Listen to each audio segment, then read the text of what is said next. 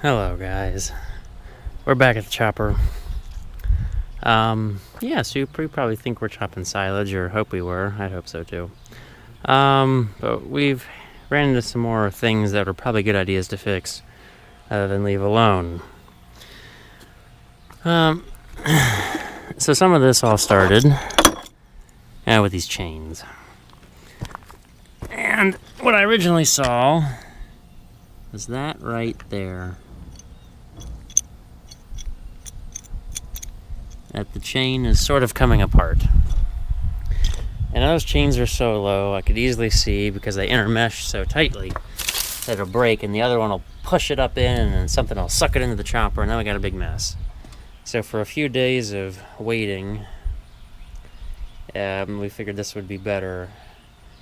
Time is easier than dealing with the blades if they get messed up. And we went ahead and got new bearings for the idler sprockets to tension these chains. Those are put in. That was quick and easy. We have our other rice tire on. It's there. Lots of tread. That's not too bad. And we found out the previous owners really love putting fluid in everything, because apparently these tires had fluid. So we just had this tire dried out because we couldn't get air in it, and a new valve stem, which ended up getting a tube. And surprisingly, the bolts came off, or the lug nuts came off rather nicely. It's not a true lug nut, it's a fine thread stud with a lock nut on it.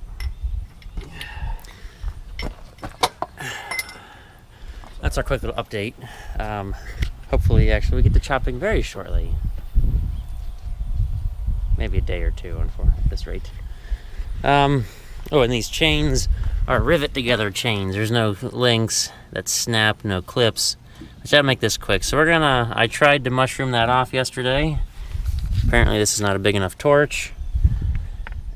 And yeah, that took me a half hour of hammering and heating. This is just going to take forever for 6 chains. So we might just do a nice little weld around the top to hold those in. I can see why they're not a clip, since they're hiding down here. There's lots of weeds, stock material. It's a harsh environment. I could possibly pop the clip off and come apart. So I very understand why those would be rivet type pins, but they're very annoying. So we're just gonna quick weld those up. You can see what I had to do because they wanted to spread, so I C-clamped them. And I got a chunk of metal to press against the pins to hold them in place. Okay, I think that's the end for our machine update. I'd like to follow this up eventually. Hopefully there's nothing else to fix. Hope there's nothing else to fix. Oh, the tack cable. That's what else we've fiddled with. We fiddled with the tack cable. Come around here. You can't see it. But we couldn't get that set screw out to remove the little drive component for the end of the tack cable. The tack cable would come off. However, since the inside piece was rounded out that the cable goes into, there was no point in finding a new cable. And the cable wasn't great, but this was rounded out. Probably not available. And we couldn't remove that set screw, which is cracked, to loosen the drive for the tack cable. And then we couldn't get enough leverage to get this red piece to come off, assuming it does come off. So JB Weld. This is one we couldn't duct tape. We used some JB Weld, and hopefully that lasts a little while. At least we can get a good idea of how to position the lever. Now obviously we've been using this thing 4 or 5 years at least. Any of the tack had worked most of the time until last year. So we're just going to make sure we have a Sharpie to mark where the lever goes for the throttle, because you can run it way too fast. It's possible to run too fast. Any other major fixes? Radiator's holding water. I don't see anything else that's going to stop us. We did get a new belt, because this one is triple V that's separating. You can see here that belt's getting thin. But if this breaks, at worst we plug the blower. That's, going to be a half hour digging it out, putting the belt on, but it's not stopping us. And that's kind of a low on the totem pole thing, because we got to take the motor off and then the mounts for the big hydraulic motor on the end. Plus some more disassembly. But if that breaks, that's just a nuisance instead of a very bad day like I think the chains could possibly cause if they come off. I don't know, I might get lucky and they don't go anywhere. But at least we have the peace of mind.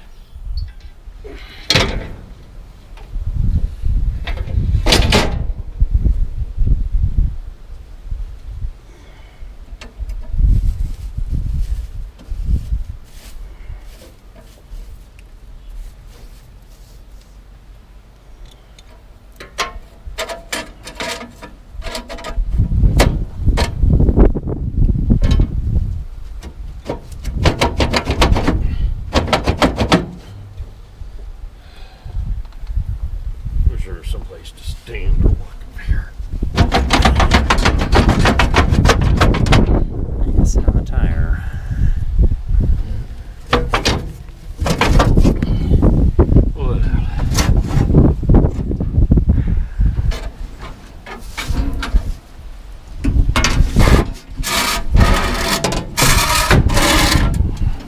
Oh, it moves.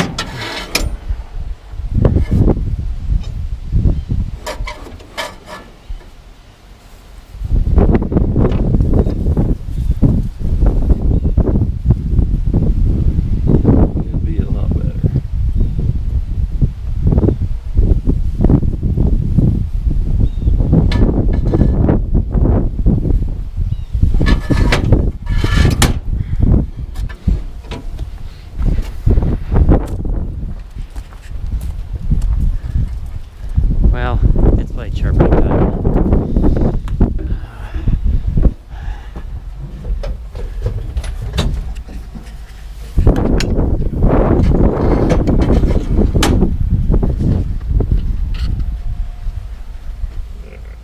You ready?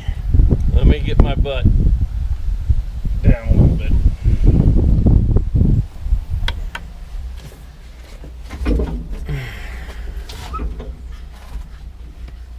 Yeah. All right.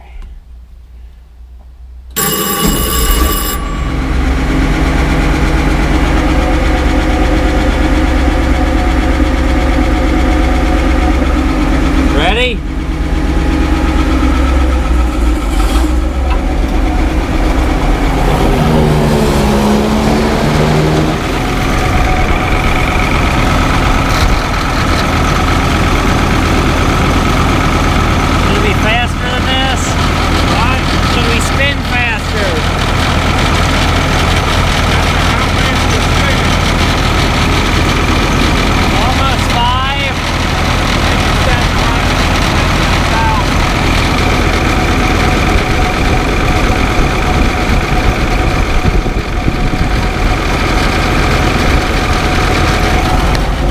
Got a sharpening speed on it.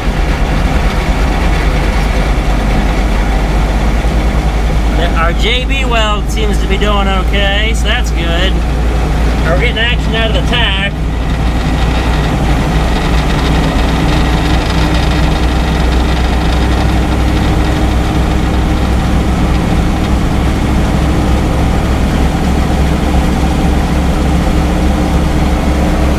Okay, that's pretty close, a little slow. Now let's see how easy it is to sharpen. Just slowly run the stone, and as you push it across, it comes to the end, and those teeth will turn it down a little bit more.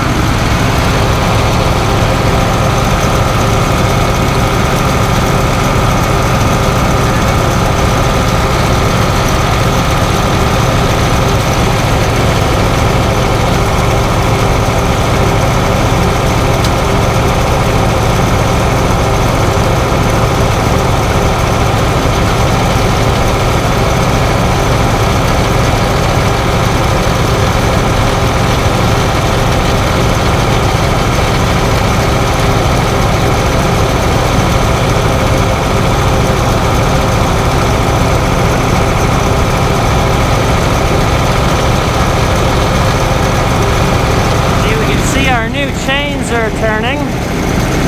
Put the new bottom ones in, got that finished. We had to weld, we welded the rivets in because they were a pain in the butt to get a hammer in there to smash the rivets over. There we go, there's some good sparks.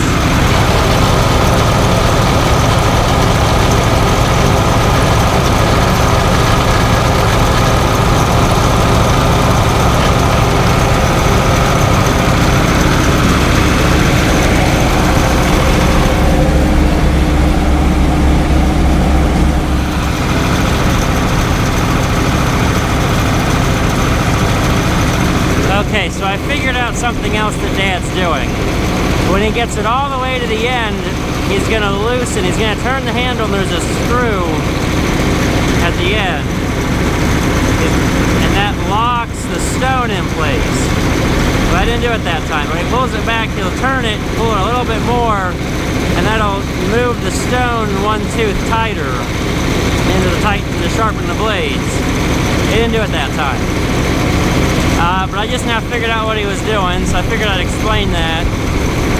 That when he pulls it back, then he turns that handle that holds, when you loosen the handle, it'll let the stone turn.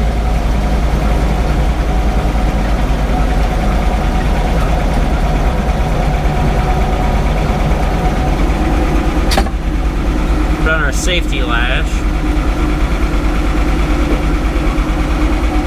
And we'll see how sharp it is.